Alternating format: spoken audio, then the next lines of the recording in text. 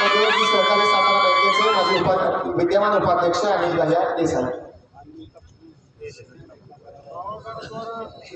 फलटणच्या गजानन चौकामध्ये होत असलेल्या ऐतिहासिक सभेला संबोधित करण्यासाठी आपल्या सगळ्यांच्या मध्ये उपस्थित असलेले अखंड महाराष्ट्राचं दैवत आदरणीय शरदचंद्रजी पवार साहेब या सभेला आणि आदरणीय धैर्यशील भैया मोहिते पाटील यांना आशीर्वाद देण्यासाठी उपस्थित असलेलं दुसरं महाराष्ट्रातलं एक वडीलधारी व्यक्तिमत्व सन्माननीय विजयसिंह मोहिते पाटील साहेब, आदरणीय रघुनाथराजे नाईक निंबाळकर साहेब, आदरणीय धैर्यशील मोहिते पाटील साहेब, व्यासपीठावर उपस्थित असलेले सगळे मान्यवर। मगाशी कोणीतरी भाषण करत असताना अचानक आदरणीय संजीवराजे नाईक निंबाळकर साहेबांचं नाव घेतलं आणि परत दात चावले। मला आपल्या सगळ्यांना सांगायचं आहे, आदरणीय रामराजे नाईक निंबाळकर साहेब आणि आदरणीय संजीवराजे नाईक निंबाळकर साहेब अदृश्य रूपानं आपल्या सगळ्यांचा प्रचार करताय।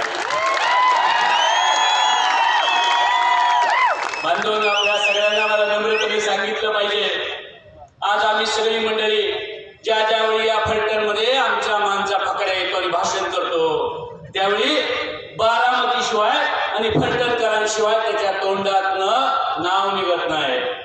बांधवांनो, आम्ही सगळी जण मंडळी यावेळी मी आपल्या सगळ्यांच्या समोर आज काही विचार मांडायला यासाठी आलोय। मान खटावच्या राजकारणामध्ये एक राक्षस निर्माण झालाय आणि आम्हाला सगळ्यांना कळलं आहे गोष्टीतल्या पोपटासारखं। आपल्याला माहिती आहे गोष्टीमध्ये का राक्षसाचा जीव पोपटामध्ये असतो, त्यामुळे मान खटावच्या राक्षसाचा जीव या फलटणच्या पोपटामध्ये आहे आणि त्यामुळे या फलटणच्या पोपटाची मुंडी मुरगळल्याशिवाय मान खटावचा राक्षस मरत नाही हे आम्हा सगळ्यांना आता मान खटाव असताना ते चांगलं कळलेलं आहे। त्यामुळं मान खटाव सुद्धा ते पेटून उठलाय।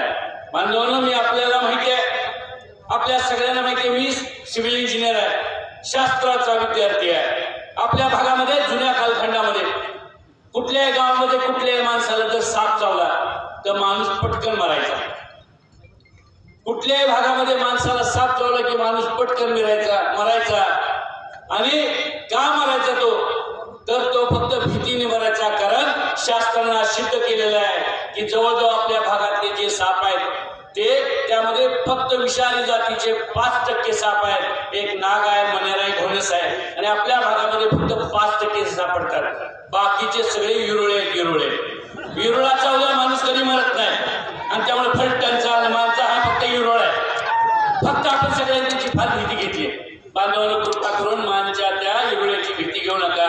त्यांनी येऊन किती 50,000च्या लीडचं सांगू द्या, लाखाचं लीड सांगू द्या, त्या विरुळा चावल्यानं कधी सुद्धा माणूस मरत नाही। त्यामुळं आपण कुठली मानची भीती कोणी घेऊ नका। मान तालुक्यामध्ये मी आदरणीय धैर्यशील भैया मोहिते पाटलांना सांगतोय, ते फिरतायत, त्यांनी बघितलंय मान तालुक्यातलं वातावरण यावेळी फार बदललेलं आहे आणि या वातावरणामध्ये मान तालुका सुद्धा धैर्यशील भैया मोहिते पाटलांना लीड दिल्याशिवाय राहत नाही। कुठलीही काळजी करू नका।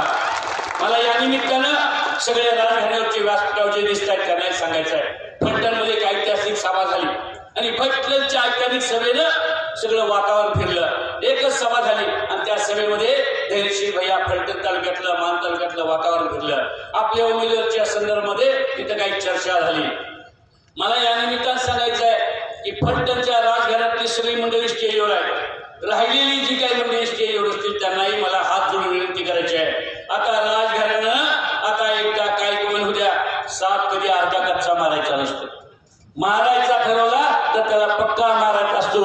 अर्धा कच्चा जर सोडला तर तो तुम्हाला पण आणि तुमच्या पुढच्या पिढीला सुद्धा धोकादायक आहे। यासाठी इथनं पुढे राहिलेले दिवस आपण सगळ्यांनी अगदी डोळ्यामध्ये तेल घालून आपण काही जरी झालं तर या गजानन चौकामध्ये आदरणीय त्या दिवशीच्या सभेमध्ये ज्यावेळी फलटणमध्ये एक सभा झाली होती आणि त्यामध्ये आदरणीय रामराजे नाईक निंबाळकर साहेबांनी सांगितलं होतं की काही जरी झालं तर मी याला पाडणार म्हणजे पाडणार। ते जे शिवधनुष्य आपण उचलले ते शिवधनुष्य पेरायची भूमिका, काही जरी झालं आणि एका तोंडातून निघालेलं जे रामवाक्य आहे ते काही जरी झालं ते पूर्ण करायची भूमिका आदरणीय रघुनाथराजे नाईक निंबाळकर साहेब आणि आपल्या सगळ्या फलटणच्या घराण्याने निघायची आहे। कारण वेळेची फार मर्यादा आहे, बोलायचं भरपूर होतं पण भरपूर आज वक्ते बोलले आणि आदरणीय आपल्याला पवार साहेबांचं ऐकायचं आहे। त्यामुळे मी जास्त काही बोलण्यापेक्षा मी आपल्याला एवढंच सांगणार आहे बांधवांनो, छोटंसं एक अर्ध्या मिनिटाची फक्त गोष्ट सांगणार आहे। आम्ही सगळ्यांनी मागच्या वेळी या इलेक्शनमध्ये मी पण भारतीय जनता पार्टीचं आदरणीय मोहिते पाटील कुटुंबाने पण भारतीय जनता पार्टीचं काम केलं होतं. आम्ही 23,000 मताचं लीड दिलं. मोहिते पाटील कुटुंबानं जवळजवळ 1,16,000 मतदानाचं मागच्या इलेक्शनला लीड दिला. आणि एवढं झाल्यावरती किती नतद्रष्टपणा असावा. माझ्यासारख्या कार्यकर्त्याला इलेक्शन झाल्या पुन्हा 5 महिन्यामध्ये जिल्हा मध्यवर्ती बँकेचं इलेक्शन लागलं आणि या पट्ट्यानं माझ्या विरुद्ध तिथे येऊन फॉर्म भरला. आणि त्यांनी काल माळशिरसच्या भाषणामध्ये संस्कृतीची भाषा करावी. त्यांनी सांगितलं काय संस्कृती आहे का. तुम्ही ज्या मोहिते पाटील कुटुंबाला एवढं दिलं तिथं तुम्ही सोडून जाताय आणि गद्दारी करताय. अरे बाबा, मागच्या इलेक्शन पूर्वीचे दिवस आठवा. इलेक्शनच्या अगोदर 15 दिवस तुम्ही अख्खा काँग्रेसचा तंबू गुंडाळला आणि तुम्ही भारतीय जनता पार्टीवर प्रवेश केला. त्याला काही गद्दारी म्हणत नाहीत काय. आणि त्यामुळं जे गद्दारीवरती बोलतायत, जे आमच्यावरती बोलतायत, त्यांना मला एवढंच सांगायचं आहे, कुणाची पण चेष्टा करावी पण कार्यकर्त्याची आणि ज्यांनी मदत केली त्याची कधी चेष्टा करू नये.